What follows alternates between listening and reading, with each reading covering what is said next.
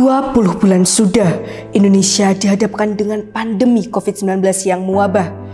Beragam kebijakan pencegahan pun diterapkan, salah satunya pembatasan mobilitas manusia. Ibarat pedang bermata dua, kebijakan ini berdampak baik terhadap perbaikan lingkungan perkotaan. Namun ternyata keterbatasan ruang gerak ini menimbulkan peningkatan stres masyarakat. Untuk mengurangi stres tersebut, masyarakat banyak mendatangi ruang terbuka hijau. Hal ini ternyata bersesuaian dengan pendapat Odesang pada tahun 2017. Lalu, bagaimana dengan kondisi lingkungan pedesaan? Assalamualaikum warahmatullahi wabarakatuh. Halo peneliti muda, saya Agnesia Eka Puspita dan saya Vinati Sangada, peneliti Mayres nomor urut 4, Madrasah Aliyah Negeri 2, Kota Malang.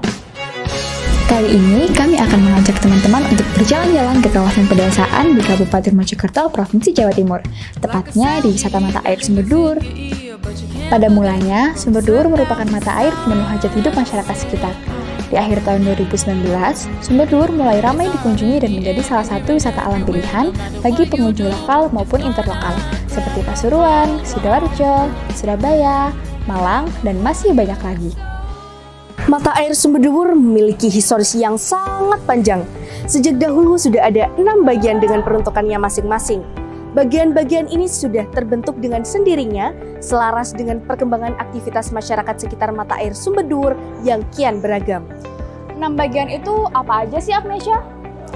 Begini Vina, 6 bagian tersebut meliputi kawasan sakral, wahana wisata, pemandian, pencucian, pemandian ternak, dan kawasan sumber mata air. Nah, semenjak pandemi ini, intensitas pengunjung semakin meningkat. Setelah kami observasi lebih lanjut, kebanyakan pengunjung mendatangi Sumberdur untuk menghilangkan stres akibat pandemi. Dari fenomena unik ini, bagaimanakah pola perilaku sadar lingkungan masyarakat Sumberdur?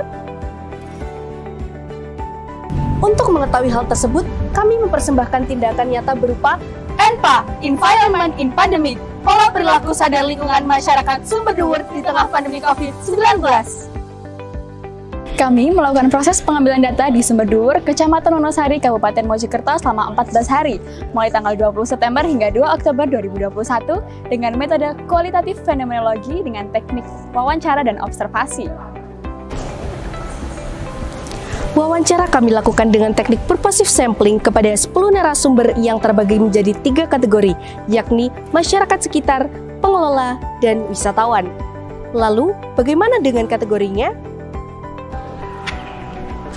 Dengan kriteria pemilihan narasumber masyarakat, yang pertama, pengunjung Sumberdur dengan minimal 1 kali kunjungan, kedua, masyarakat sekitar yang memanfaatkan Sumberdur untuk kebutuhan primernya, dan yang ketiga, adanya rentang usia yang dibebankan menjadi 6 kategori, yaitu 15-25 tahun, 26-35 tahun, 36-45 tahun, 46-55 tahun, 56-65 tahun, dan di atas 65 tahun.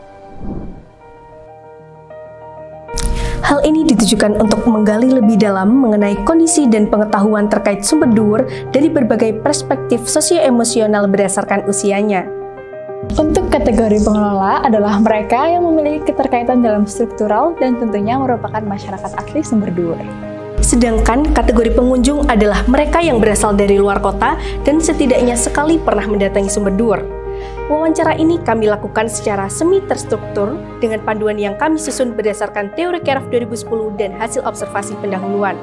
Penelitian ini menggunakan teknik analisis data pendekatan fenomenologi menurut Mustakas tahun 1994. Akhirnya, diperoleh simpulan bahwa pola perilaku sadar lingkungan masyarakat kawasan Sumberdur selama pandemi COVID-19 semakin meningkat karena adanya manfaat yang mereka peroleh seperti pada aspek ekonomi, kesehatan, dan juga sosial budaya. Selain itu, selama pandemi masyarakat juga semakin sadar bahwa lingkungan harus dijaga kelestariannya untuk beragam kebutuhan dan juga kesehatan.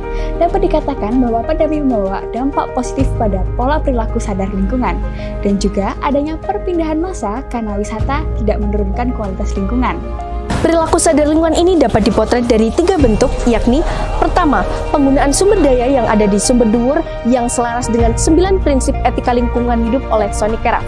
Kedua, penjagaan dan pelestarian lingkungan biotik yang dipengaruhi oleh adanya kepercayaan serta penghormatan terhadap hal-hal tabu atau sakral. Ketiga, menjaga lingkungan Sumberdur dengan tidak membuang sampah sembarangan tidak mengotori air, tidak merusak ikan, serta mengikuti segala peraturan yang ada.